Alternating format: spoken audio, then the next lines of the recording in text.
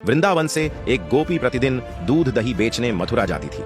एक दिन ब्रज में एक संत कथा करने आए। वो गोपी भी उनकी कथा सुनने गई। संत ने कथा में कहा, भगवान के नाम की बड़ी महिमा है। इस नाम का जाप करने से बड़े संकट टल जाते हैं। नाम तो भव सागर से तारने वाला है। यदि भव सागर से पार होना है तो भगवान का नाम कभी मत छोड़ना। कथा समाप्त होने के बाद वो गोपी अगले दिन फिर से दूध बेचने चली गई। उसी बीच रास्ते में यमुना जी थी। इसको देखकर गोपी को संत की बात याद आ गई कि संत ने कहा था, भगवान का नाम तो भव सागर से पार लगाने वाला है। उसने सोचा, जिस भगवान का नाम भव सागर से पार लगा सकता है तो क्या उन्हीं भगवान का नाम मुझे इस नदी से पार नहीं लगा सकता। इसी निस्वार्थ भाव के साथ गोपी भगवान का नाम लेकर यमुना जी की ओर आगे बढ़ गई। अब जैसे ही उसने यमुना जी में पैर रखा तो लगा मानो जमीन पर चल रही है और ऐसे ही वो सारी नदी पार कर गई। दूसरे पार पहुंचकर उसे बहुत ही प्रसन्नता हुई और मन ही मन सोचने लगी कि संत ने तो ये बड़ा अच्छा तरीका बताया पार जाने का।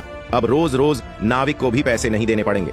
एक दिन गोपी ने विचार किया कि संत ने मेरा इतना भला किया है, मुझे उन्हें खाने पर बुलाना चाहिए। अगले दिन गोपी जब दही बेचने गई तब संत को भोजन का निमंत्रण दिया। संत तैयार हो गए और उसके साथ जाने लगे। अब बीच में फिर यमुना नदी आई। संत नाविक को बुलाने लगे तो गोपी बोली, बाबा आप नाविक को क्यों बुला रहे हैं, हम ऐसे ही यमुना जी में चलेंगे। संत बोले, गोपी कैसी बात करती हो, यमुना जी को ऐसे ही कैसे पार करेंगे। गोपी बोली, बाबा आपने ही तो कथा में कहा था कि भगवान का नाम लेकर भवसागर को भी पार किया जा सकता है। तो मैंने सोचा जब भवसागर से पार हो सकते हैं तो यमुना जी से पार क्यों नहीं हो सकते। मैं ऐसा ही करने लगी, इसलिए मुझे अब नाव की जरूरत नहीं पड़ती। संत को यह सुनकर विश्वास नहीं हुआ और वो गोपी को कहने लगे, पहले तू चल, मैं तुम्हारे पीछे पीछे आता हूँ। गोपी रोजाना की तरह नाम का आश्रय लेकर यमुना जी को पार कर गई। गोपी को देखने के बाद जैसे ही संत ने यमुना जी में पैर रखा तो झपाक से पानी में गिर गए।